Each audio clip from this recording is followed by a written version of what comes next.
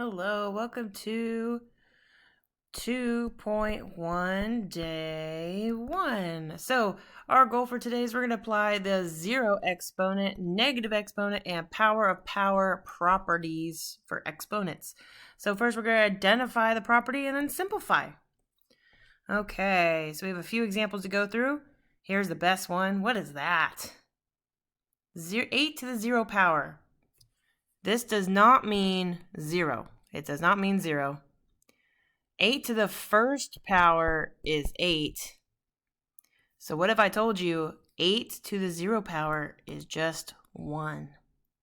Any number to the 0 power is 1. So 27 to the 0 power is, you got it, 1. 45 to the 0 power, what is that? That's right, it is 1. You could have 1 million to the 0 power, and that gets you 1. Any number to the 0 power is just 1. You can even double check yourself in the calculator. Let's do 50 to the 0 power. Now, if you click that A to the second power, that gets you squared. But if you click this A to the B button, now I can type in whatever exponent I want. So I'm going to type in 0. What answer do I get?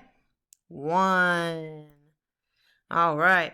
Great job. Here's my next example. So now we have 5 to the we have negative exponents. My trick or example to you is if you've seen Stranger Things and heard of the upside down, how you get rid of this negative exponent, because we don't like negative exponents, you have to put this whole thing into the upside down. Think of Stranger Things. So when I say that, I mean you make a fraction, and this is going to go under into the upside down, and the Demogorgon is going to eat that negative sign, so it's going to be 5 squared. So under the fraction, we're calling the upside down, and it's always going to be under 1. 1 always goes on top, and then we got to simplify. 5 squared is just 5 times 5, which is 25. Final answer. Okay, here we go. Oh, wrong one. Over here. Okay, again, 2 to the negative 3, we got to put them in the upside down. Is the upside down on top or on bottom? It's on bottom. 1 always goes on top. This whole thing is going to go down here, and the Demogorgon eats the negative sign. If you don't know what Stranger Things is or have never watched it, just put it on the bottom of a fraction, and the negative goes away. So 2 to the third. And then 2 to the third is just 2 times 2 times 2. 2 times 2 times 2. 2 times 2 is 4. And bring down that 2. 4 times 2 is 8. So it's really just 1/8. Final answer. All right, last example. We got 3 to the negative 1. Make a fraction. 1 goes on top. And this whole thing goes under into the upside down, and the negative goes away. 3 to the first power. Anything to the first power is itself, so it's just going to be 1/3. Our last property for you is to the power, raising a power to a power. So what this means, we have 10 to the third. 10 to the third means 10 times 10 times 10. But then we are raising this whole thing to the second power. So we're taking this and we're technically multiplying it to itself 2 times. So it's 10 times 10 times 10.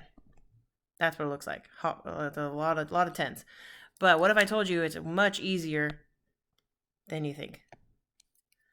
All this means is when you have a power being multiplied to a base and an exponent, all you do is multiply the exponent. So the base stays the same. You got 10.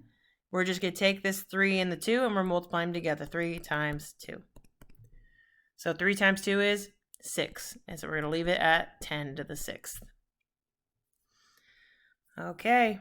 Again, here we go. The base, the big number stays the same, always. And then we're just going to multiply these together. 2 times 3.